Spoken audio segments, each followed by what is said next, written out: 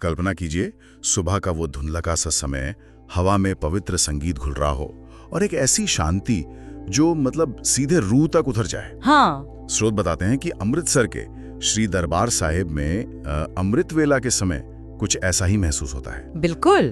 तो आज हम इसी अनुभव की गहराइयों में उतरेंगे, समझेंगे ये अमृत वेला है क्या और क्यों इसे मतलब स्रोत में इतना चमत्कारी बताया गया है। जी। हमारे पास अमृत वेला दरबार साहिब के चमत्कार और आशीर्वाद नाम का एक लेख है। जी। उसी से कुछ खास बातें लेकर आए हैं। अच्छा।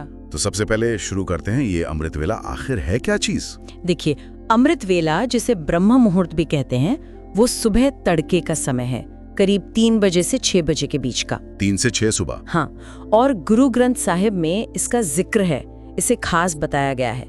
एक पंक्ति है, अमृत वेला सच नाव वडियाई विचार। अच्छा, इसका मतलब क्या हुआ? इसका मतलब है कि इस दिव्य समय में उठकर परमात्मा के सच्चे नाम यानी सच नाम का ध्यान करना और उसकी महानता पर, उसके बड़प्पन पर विचार करना, यही असल दौलत है। वाह। माना यह जाता है कि इस वक्त जो ब्रह्मांड की ऊर्जा है वो बहुत शांत और शक्तिशाली होती है।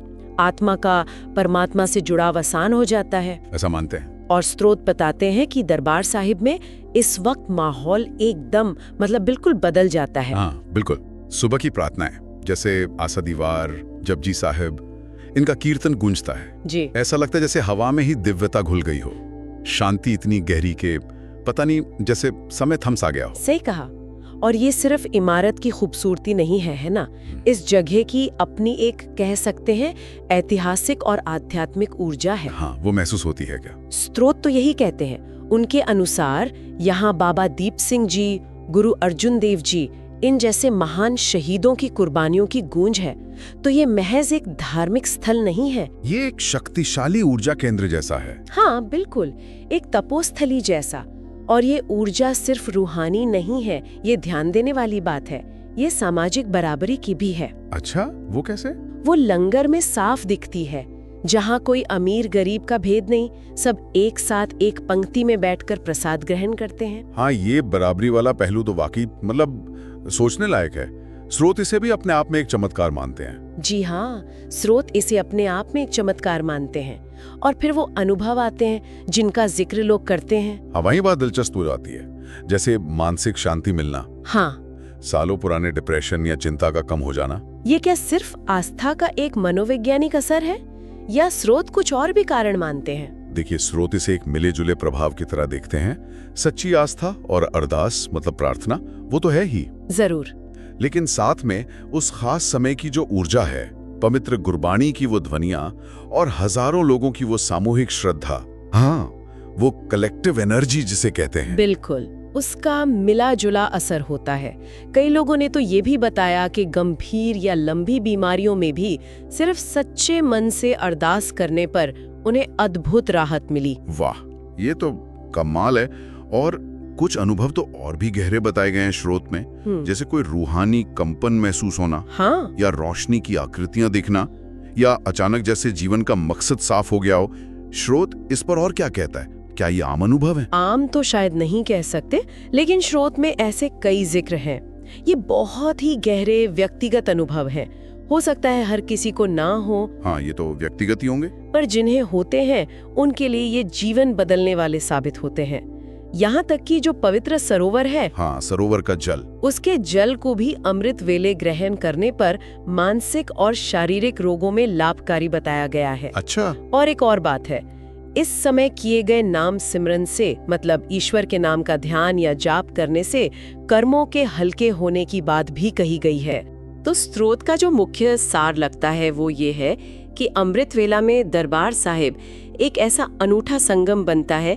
ब्रह्म मुहूर्त की शांति, गुरबाणी की शक्ति, वो सामूहिक श्रद्धा और वो ऐतिहासिक ऊर्जा सब मिलकर एक माहौल बनाते हैं। जी, जो व्यक्ति को रोजमर्रा की चेतना से ऊपर उठाकर गहरे आंतरिक अनुभव और बदलाव के लिए तैयार करता है। ये अनुभव इतने गहरे बताए गए हैं कि सुनने वाला सोचेगा कि भाई इसे खुद कैसे जिया जा सकता है। स्रोत में इसके लिए कुछ रास्ते भी सुझाए गए हैं ना? हाँ बिल्कुल, स्रोत कुछ सुझाव देते हैं, जैसे कि सुबह जल्दी पहुंचे, करीब 2:30-3 बजे तक। इतनी जल्दी? हाँ, ताकि गुरु ग्रंथ साहिब जी के प्रकाश का नजारा देख सकें। जब पवित्र ग्रंथ को सुबह तख्ते श्री अकाल तख्त साहिब से दरबार साहिब में लाया जाता है। अच्छा, वो रस्म देखने लायक होती होगी। बिल्कुल। और पहली अरदास जो सामूहिक प्रार्थना होती है वो पूरी सृष्टि की भलाई के लिए करने की सलाह दी जाती है। और कीर्तन के लिए कहा गया है कि सिर्फ सुने नहीं, उसे महसूस करें जी, ताकि हर शब्द रूह में उतर सके। और सरोवर का जल, उसे स्पर्श करते हुए या उसका आचमन करते हुए वाहे गुरु का सिमरन, मतलब नाम जपना। हाँ। और गुप्त दान का भी सुझाव है, बिना दिखावे के दान। लेकिन शायद सबसे महत्वपूर्ण यही है कि वहां हर कोई बराबर है। इस भावना को मतलब अपने अंदर उतारना, वो समानता ही अपने आप में एक शक्तिशाली अनुभव है। बिल्कुल। तो अगर हम इस पूरी चर्चा का सार निकालें तो दरबार साहिब में अमृत वेला एक बहुत ही गहरा, व्यक्तिगत और आध्यात्मिक अनुभव है। हाँ। जो शांति दे सकता है, एक जुड़ाव महसूस करा सकता है और शायद एक अंदरूनी परिवर्तन भी ला सकता है।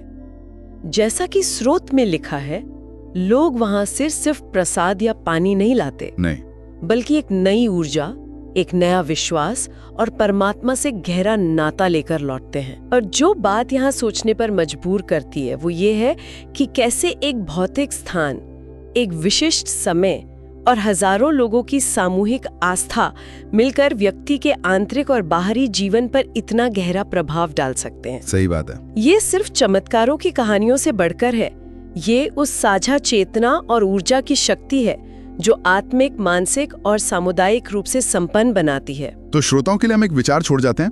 अगर भौतिक स्थान और समय हमारी चेतना को इतना प्रभावित कर सकते हैं, तो इस अनुभव के कौन से तत्व हैं, जैसे सुबह जल्दी उठना, ध्यान, निस्वार्थ सेवा या वो संभव वाली बात, जिन्हें हम अपने दैनिक जीवन में कहीं भी शांति और जुड़ाव पाने के लिए अपना सकते हैं? इस पर जरूर सोचिए।